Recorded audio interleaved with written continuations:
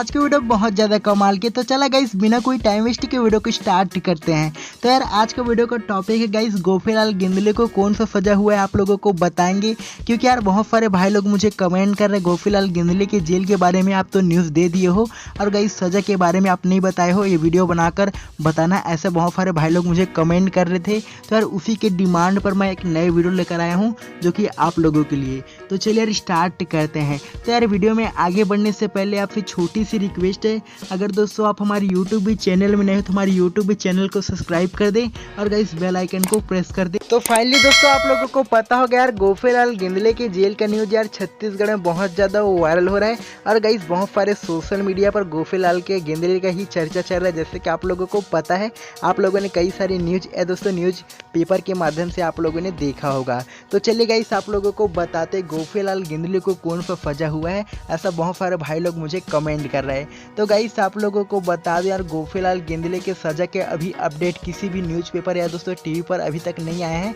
लेकिन यार जैसे ही अपडेट आएगा आप लोगों के लिए मैं स्पेशल वीडियो बनाऊंगा और गाइस उसमें पूरा बताऊंगा। तो यार वीडियो को फिलहाल यहीं एंड कर देते हैं यार। Bye bye and take care guys, next video मिलते हैं। Bye bye and take care दोस्तों, नेक्स्ट वीडियो में पूरा फुल इन्फॉर्मेशन के साथ मिलते हैं।